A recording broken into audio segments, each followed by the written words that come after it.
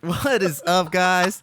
This is the MMA Neighborhood. Yeah. I'm Devin. And I am Steven. And we are back going over UFC 280. Islam versus Oliveira. Word. Woo, for that lightweight belt. And then also it was a Oh. doubleheader. We also had Yup. Sterling versus Dillashaw for that bantamweight belt. Yo. But before we get into that main card, Steve, we're gonna go over those Steven prelim highlights over here. Can you cover them, Steven? I like that, the Steven prelim highlights. let's go, Ooh. baby. Let's go. Well, let's go over the first one. The first, whatever. Volkan Ozdemir versus Nikita Krylov. Krylov. Now, yeah. man, I did not see this fight going this way. This was a banger. At all. Yeah, that's crazy. Ozdemir kind of just got mauled the whole time. Whoa, easy. Did you forget the first round, dude? I mean, okay. Yeah. Ozdemir came out swinging hands. Yes. Almost took Nikita out early. Okay, yes. He was rocking and socking, dude, and it was looking bad for Nikita. And but Nikita, dude, this guy doesn't quit. Bro. There's no quit in that boy, dude. There is no quit, and he came in strong right after that, man. Yeah, and the second and third round was all Nikita, and I was kind of shocked. He just he dominated. Yeah, in the Nikita, second and third round. Nikita's like stand up was amazing. His endurance, the combinations, dude. Dude, He's throwing 5-piece combos. Dude, it boy. was sick. Yeah, it like was to awesome. watch Krylov Yes. to go off like that. It was sick. Like I was thoroughly impressed. He went full Super Saiyan on freaking Ozdemir, dude. Thoroughly impressed. He was throwing he would switch stance middle of the combo and continue the combination. It was really impressive. It was super dope. Super dope. So hats off to Nikita Krylov, or it's Krylov that I learned from the fight. And he just came off that first round knockout of Gus. Yep. So he's on a hot one right now, man. I'm Yep. liking that boy. And then we have the main event for the prelims. Belil, remember the name Muhammad versus Sean, not the undefeated Brady anymore. Dude. His name's getting more remembered fight per fight, but look. I didn't get to watch this one, so break it down for us, bro. Dude, okay. First round happened. Belil was basically standing and banging with him. He didn't really go for a takedown hardly at all. And he basically had Sean Brady backpedaling the whole time.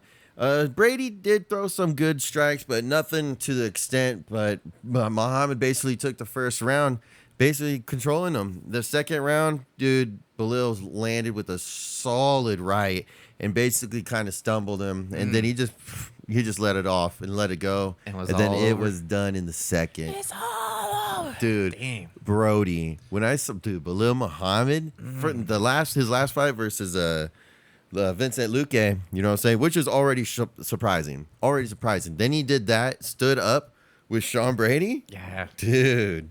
He's making a way to the top of the division. I mean, who's next? I know he's calling out Hamza, isn't he? He called out Hamzat, Yeah. Shemaev. Called out Shemaev and Leon Edwards, which he's not going to get either one of them because Colby Covington, it seems like, is going to fight Hamzat. Yeah. And then Shemaev. we got Usman and Edwards rematch the trilogy. Yeah, He's probably just sit on the sideline, man, wait it out for one of those two guys. Yeah. With the winner of one of those two, you know? Yeah, straight up. So good for Belil. Remember the name Muhammad. Dang. Straight up. Now let's get into the first fight of the main card. So if you don't, if you did watch the first podcast, if you listened and you listened and you know and you got your French toast, you did right, man. You did right because I fucked up and didn't get my French toast, and I watched this French girl fight. I guess it was some type of fight. It wasn't that bad. It was pretty bad. It was pretty bad. Look, so you missed the Muhammad Brady fight. I missed this fight. Yeah, because I was driving to get to this one, so I missed that one. Yeah, but yeah, well, nothing happened. You didn't miss nothing. Let's just put it that way. We can honestly skip this one. I know the French girl is #1 now, contender for Valentina, but I didn't see anything impressive in that fight. Yeah, and I guess Ferrat. Yeah, that's one, she is calling out Alexa Grasso or Valentina. Yeah, Grasso this way deserving had a way more. That's what I'm saying. Her main event with that one girl was way more entertaining. Vivian, by far. Yeah, by far more entertaining. Those are the girl fights I like. I'm not sexist. This one just was not a good showing for either one of them. Yeah, it's very boring. So moving on, baby. Yeah, let's move it on. Let's move on to, as I said in the preview, let's move into some of the sauce. You know what I'm saying? Sauce. You got to prepare the sauce before you prepare the meat and potatoes. We got some of that Benil da Rouge sauce, baby. Ooh. Versus Gamrat. Ooh. So Gamrot was a heavy grappler coming in this. Everybody thought he was gonna be like another Khabib style, just come in and just grapple him down. Yeah. But Beneil Dariush is no slack on the ground himself, dude. He's amazing black belt jiu-jitsu, and also has some hands and some stand-up. And we saw those hands lay out Gamrot. Oof. Dude, he dropped him. He did drop him. hard. Like, Yeah. what? I mean, even before that, Beneil Dariush was still tagging him up solid. Yeah, the Very solid first strikes. round was a little sketchy. I think Gamrot was holding on to dear life first round, and he might have took it. Second round, Beneil was able to stuff a lot of takedowns, reverse them, and land some great shots. Yeah. And then I think that third round is when he freaking dropped homeboy Gamrot on his ass. Dude. And that's when we knew it was game over, dude. It was game over after that for Gamrot. Done. And then after that, like, Gamrot was just like really just holding on to like his weight, like Dariush's leg, and what I was like, dude, this is embarrassing. Dude, when he dropped he dove for that fool's ankles. He drove straight for the ankles. That was it. He was rocked in this grabbed ankle, dude. I was like, wow. Dude, It was a bad showing for Gamrot. Dude, I'm just like, you said it when we were watching the fights. Like, this is like what people don't want to see. We get wrestling, grappling. We already said before it was going to be a very grappling heavy fight card in general. And boy, were we right. But dude, like, you're not even doing anything when you're laying against them. That's not exciting. That's stale grappling. It's very hard to watch. And I'm glad Dariush came out with the win, the unanimous decision. Yeah, straight up. Good for him. And he's on an 8-fight win streak, baby. Damn. He's got some great wins under his belt. And I want to make a pick for him, but I don't want to give away the winner. So I'm going to come back for picks for that guy. Okay, we'll make it happen. All right, cool. And now the next fight, the fight of the night. Yeah. Petra Yan versus Sugar Sean O'Malley. Come on, baby. Dude, my fucking heart's beating out of my chest during this fight. Dog. It was insane, man. It was just very nail biting, very nerve-wracking, and He's beast. the first round was up in the air. We must say, a lot of people, or some people had it Yan, some people had it O'Malley. Well, it was a very close round. Even us in the room with the other two homies we were watching it with, even it was still pretty much split. Not really too evenly. I think pretty sure all three of us. The O'Malley fans liked O'Malley, and the Yan fans. I mean, you were the only one that gave the first round to Yan, which look, it was a close round. Yeah, there was a takedown, and he outstruck him, so I gave him the first round. And he had the forward pressure. But, Sean O'Malley had more significant shots. But out of the four I listed, Yan took 3 of those. Okay. So it was up in there. It was a toss-up. It was. Second round, dude. This is when it all got crazy, baby. Yes. Oh, O'Malley cracks Yan with the right. I'm scared. I thought it was over, dude. I was like, no, I'm screaming. And he's rocked it on his way. O'Malley's coming in. Yan lands a perfect left hook counter, or actually left overhand. He switched stance, threw a left overhand counter, and put O'Malley on his ass. And it stays on top of him for a little bit. Doesn't do much, but controls him and gives him himself a chance to recover somewhat. But I guess he ends up taking that round pretty solidly because of that. I think so far I gave the first round to O'Malley. The second round is handedly Yan's. Yan, for that knockdown. Going to the third, 1-1 easily. Yeah. And going to the third, man, before the third round starts, this was maybe the deciding factor, or at least helped a lot for Sugar Sean O'Malley. He went in Zen mode. He closed his eyes. He did his breathing. And he just looked like he was zoning in completely. Yes. And you could tell Yan's still hurt from that crack, and he dazed him. Yeah, and I don't think Yan's been hit really that hard yet. So I've never seen Yan wobble like that. So yeah, straight up. And by the time we get into the third round, Yan's been stumbled a few times already. Yeah, he's got some cobwebs still. You know what I'm saying? He's a little he's a little hazy. So Sean O'Malley comes, even though Yan took the second round, he's still a little hazy. Sean O'Malley comes in hot on the third round and just really put it on the volume on Peter Yan. And it took like halfway for Peter Yan to start getting some strikes back. To do something, and then when Yan's really starting to kick up, O'Malley does this knee straight to his forehead. Boom! Bust Yan's head open. Just bleed! Dude, it was bleeding time, boys. Dude, it was awesome.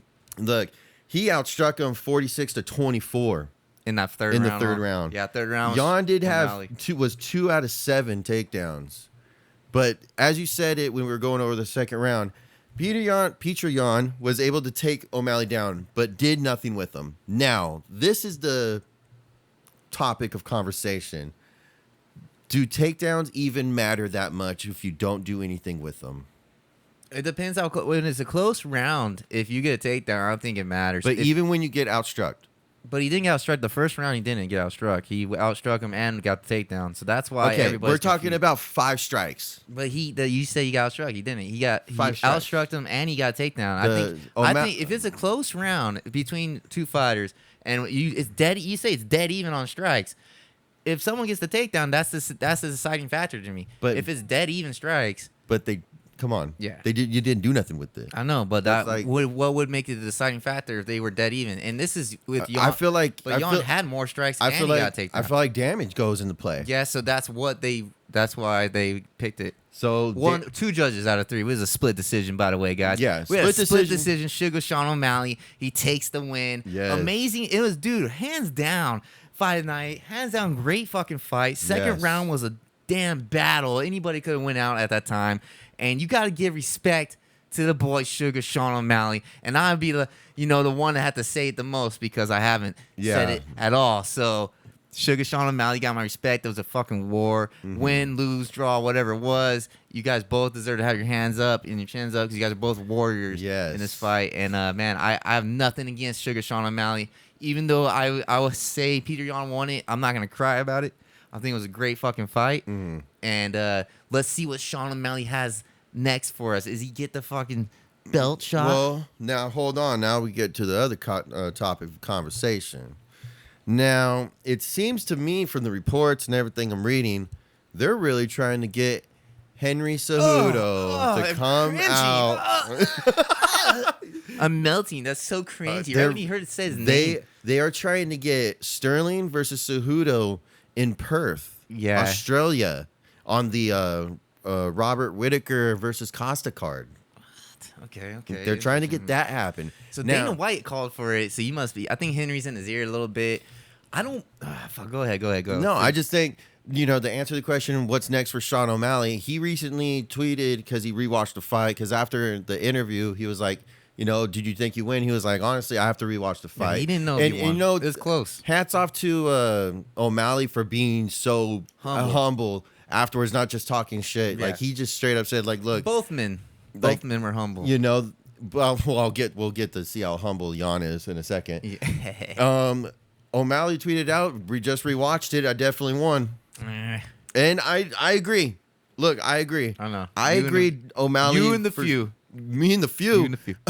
Not on the Reddit post I've been commenting on. Yeah. Oh yeah. Well, hey, he won. That's all that matters. He got 2 of the 3 judges. Now nod. Look. Now let's talk about the loser here, Petr Yan. Yes. He's complaining and crying. He's like, I think I want to leave UFC because it seems like the UFC doesn't have my back. It's not the UFC fault. Exactly. I think he's just. He's sour, dude. It's sour. He's 1-3 in his last 3 fights. Yeah, but that's against Sterling. 2 of them. One was a DQ. Yeah, but still. All right. Look. So and the other one's fucking tight, right? Yeah. Okay. So this one was tight too. He did pretty damn good against Corey Sandhagen though. You gotta give him that. He did. So he's still in the top echelon. Yeah, but I just feel like, I don't know. It just seems like he's like kind of like. He's sour, dude. Yeah, dude. It's like, dude, like, come on. You fucking lost. Sorry. You left it. Fight. Look, he did leave. Yeah, go ahead. Dana White says it all the time. You left it in the hands of the judges. Exactly. And he did. You told me to get it, and then you interrupt me. I was trying to do it at the same time. I was trying to do it at the same time as you. Yeah. Well, you're right. You're right. Well, it's like, dude, like, I'm sorry, dude. Like, don't get me wrong. As you said, my hats off to both of the fighters. Yan did great. Yeah. But look, he couldn't close the distance. And when he did to close the distance, there was only a handful of those interactions when he capitalized and got the upper hand in the exchanges. The takedowns, if he would have done more with them. Yeah, the first round was too damn close. He should have done more. He should have taken advantage of it. You know what I'm saying? You're right. You know, he had his defense was very tight, but hats off again to O'Malley. I keep saying hats off for some reason. Hats off. Hats off.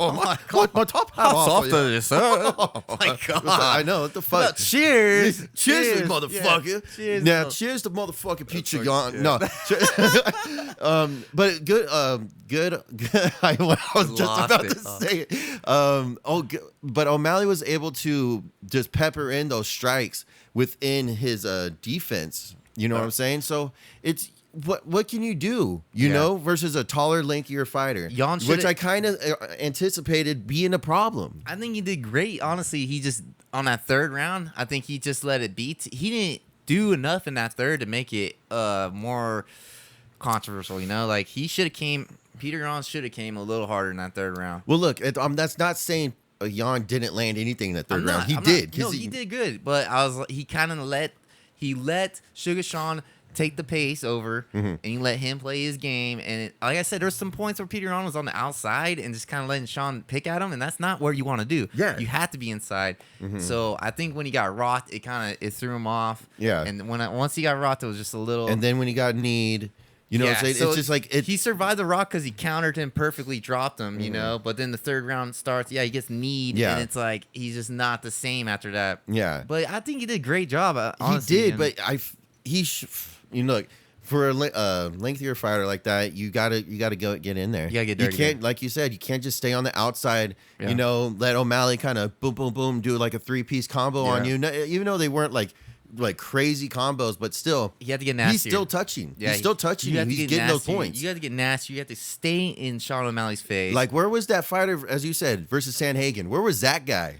Yeah, you know what I'm saying? Where the fuck? Like, you're right. Like, even though I'm happy my guy won, but I don't like how he's like complaining, is like threatening he's gonna leave the UFC because he lost a close decision, and he's like, oh, it's UFC's fault. It's like the UFC's not backing me up. Sorry, you lost. This is your fault. It's all right. We've had Sean O'Malley complain too, and he for lost sure. Too, so. But we're not talking about that now. I'm just saying, we're not talking your about boy's that. been sour sugar too. Come on, baby. Sour sugar too. I didn't lose. I just my leg. It was my ankle. It don't count. Man, why you twisting the giblets right now, baby? Come on. Anyways, we already know Peter Yan's gonna get over the sourness. He's gonna come back, and I got a great match for him when he does. I'm talking Marlon Cheeto Oliveira, baby. I saw that. We better have that matchup because I think that was the one that should have happened anyways. And for Sugar Sean O'Malley, if Triple C, oh my God, I can't even say Henry's name without just feeling weird. If Henry Cejudo does get the step in front of him and get the title shot, wait it out, Sugar Sean shit. I'm just wait it out and fight the winner of that. Because he is the number one. Sterling's gonna win either way. Yeah. But speaking of Sterling, speaking of who's gonna win, we got the co-main event of the evening. Come on. And did Sterling win? I don't know. Did Sterling win? Was he able to retain his title against the Snake Dillashaw? I don't know. Who did you have for this one? I wanted TJ Dillashaw to win. I thought he was gonna have this and that. So he didn't win? Oh, yeah, no. Look. This was a sad one. This is sad, actually. Look, it sucks. It does. It is what it is. Now, basically in the first round, Sterling goes to take down Dillashaw, and Dillashaw's arm pops out. Yeah, his shoulders dislocates, and he's having issues with it. And honestly, Sterling almost finished him on ground and pound. Yeah. He had him in a really bad back mount and full mount, and just kept going at him. And then he survived the round. If he goes in the second, they put the shoulder back in pretty nicely in between rounds. To be honest, it looked like it was very quick and clean. Yeah, I was like, all right, maybe he might just get lucky here. Yeah. But you could tell pretty shortly after that it fell right out. Yeah. And, he had nothing, man. And it's sad. Dillashaw was injured. I mean. Yeah, and he goes off in the interview saying like his arm popped out during training camp like 20 times. Yeah. And it's just like. I believe. So it was just like this was bound to happen, even though we didn't know it was gonna. Even though we didn't know this information. In hindsight, it's like, well, fuck. Yeah, that kind of gave me chill. I heard someone like mad because he's like, "Oh, you're wasting my money, Dillashaw." Oh, those people could just shut up. You know, Dillashaw apologized to the fighters, which I wasn't understanding at the moment, but now I get it. It's like, he did take the spot when he was in. He knew he was injured coming into this. Yeah, and he could have said, "Hey, UFC, I can't fight." and they would have gave it to someone else. You know, maybe Yeah. Jan or O'Malley would have had a shot. Who knows? O'Malley probably. Who knows? But instead, he took it, and you know, it got wasted, unfortunately, Yeah. because he couldn't perform. He couldn't Yeah. fight. We didn't get a fight. We Yeah. got fucked up. We got an injured one-man fight. We got one-arm fight. Look like Nick Newell out there Yeah. taking on the fucking UFC champion. Yeah. It wasn't fair. And to be It's- honest, this win sucks. It's just like as you just said, we saw one fighter completely healthy and good to go. We saw another one basically injured. That's And we didn't see really any exchanges. Dillashaw couldn't get off Yeah, at there's all. no fight to the There was nothing happened. Yeah. Sterling just basically took him down. manhandled. Dillashaw couldn't get up because he only had one arm. Yeah. And it was done. It was TKO victory for Aljamain Sterling. Yeah, it's kind of unfortunate that all of these Sterling wins are really lackluster performance. They're not lackluster performance, but the endings are just there's nothing like exciting about these ones, you know. I mean, I won't say all of them. The second Jan and Sterling But fight he held that fight was dope, and He held it back a lot. Shut up! And you know that fight was the first good. fight was dope too, but it ended. The weird. second fight was dope too. It was Stop bad. It was good. Stop it. It was good. It's not what I planned. But this was just unfortunate for Dillashaw. I'm not sure if what he does when he comes back, how long the injury will take. Any picks for his next opponent if he does make it back to the octagon? Honestly, I don't know. No. It'd be dope to see Dominic Cruz versus Dillashaw. I mean, that would be pretty sick. Hey, I mean, they done it. I know, but it'd just be nice A to rematch would see. be cool though. Just to give Dominic Cruz a win, an Yeah. easy win. Ooh. Oh, nice. Switching boats. I'm talking, man. Fuck you. Jumping ship. Fuck you, Dominic I Cruz, like- my boy. I like Cruz. And No, I I'm like just- that I'm just matchup. talking- That's a good I'm just matchup. talking shit. That's a good matchup. Him or Vera or Jan, any of those guys. Yeah, would be I right. still feel like TJ Dillashaw is still. I don't think he's gonna retire. I still think he's in the mix. Yeah, it's unfortunate. Just a very unfortunate. Just a very fortunate night for him. And I do like what you said during when we were watching it with your. This is just karma. This is karma. For I his feel bad cheating. saying that. This I is feel karma. bad. Though. You shouldn't be a cheater. This is karma. I mean, it could be a Look, bittersweet karma. It is. It's how the Well, I was universe saying, works. like, his if last, you believe in he that. just blew his fucking knee out in the Sandhagen fight, and then boom goes in Sterling with a broke. Like he's breaking down, dude. But Cruz had these issues with his knee, and he was able to come back. Yeah. So I'm not counting him out. Yeah. But it's time for the main event of the evening. We had Charles Oliveira, the Bronx, taking on The Islam. Bronx? I still don't know his last name, Makhachev, something like that, Macarena. But this guy, I mean, this was not what we planned. Makhachev. I guess we got a really great grappling match. Not really. It wasn't what we planned. Or Oliveira came in not necessarily being himself. He got caught pretty early with a right hand from Islam.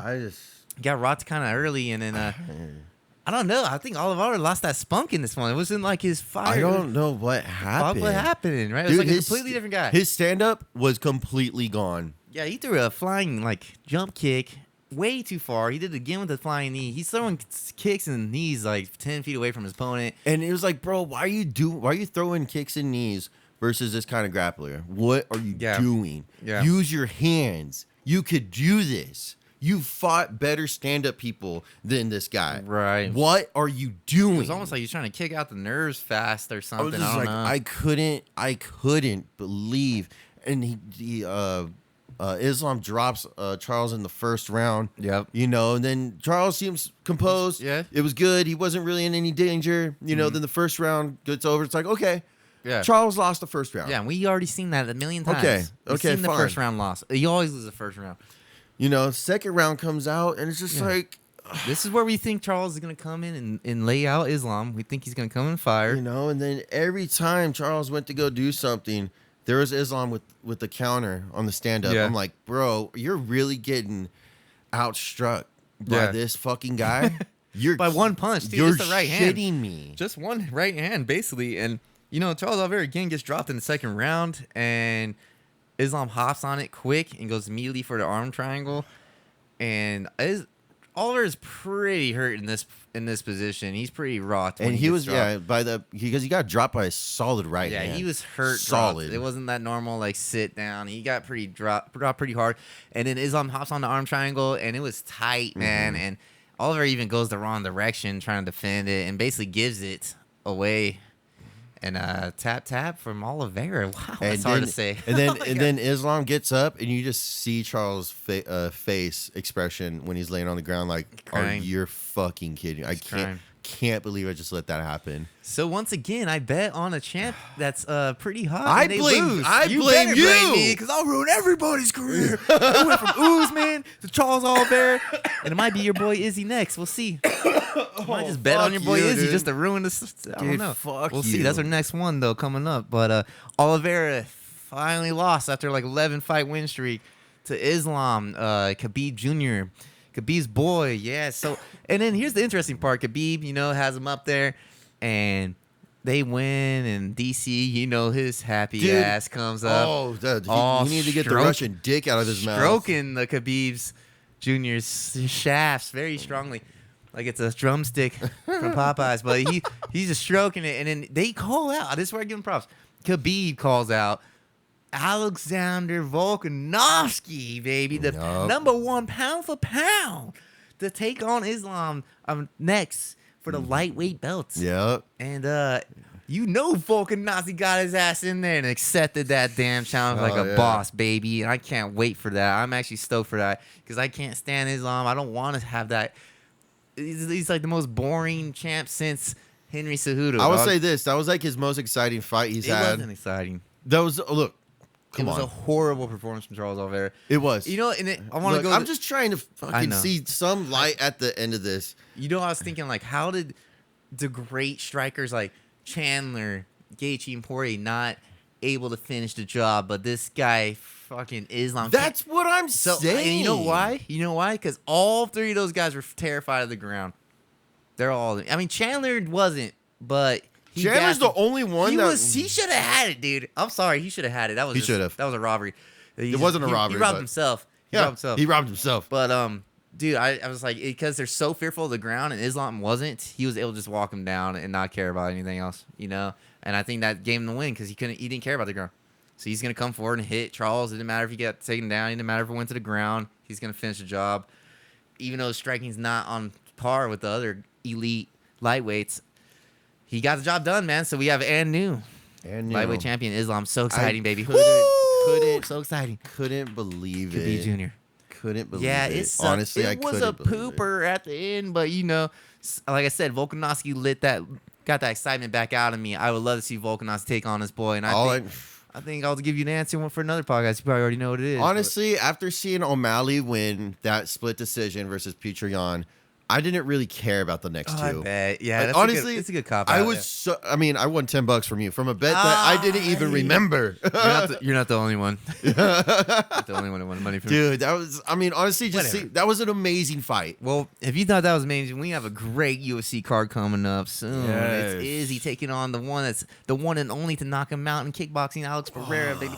So you got to stay tuned to the MMA Neighborhood because we got a great one coming up soon, and I can't wait to make some more bets. Yeah. Hopefully win one or two, or maybe just derail another champion. So are you willing maybe to I just cross off another champion? Are you willing to bet a shoey on the next one? We'll talk about it. I guess you have to stay tuned to find out, baby. Yeah, you'll have to stay tuned, everybody. And that's our post conference between Devin and myself over UFC 280. And make sure to leave your comments and all that good stuff to see what the hell happened to Charles Oliveira? And you know what? Or you could say, Devin, where's been the Conor McGregor? Where's been the Conor McGregor? Oh, you might have missed one this time around. And make sure to like, comment, subscribe on here on the YouTube, Devin. At MMA Neighborhood. And the IG? At MMA Neighborhood _Graham. And that is what's up. And make sure to like, comment, subscribe, like I keep on saying, because it's not the MMA Neighborhood without you. I am Steven. I'm Devin. And we will see you all next. We'll see you next time.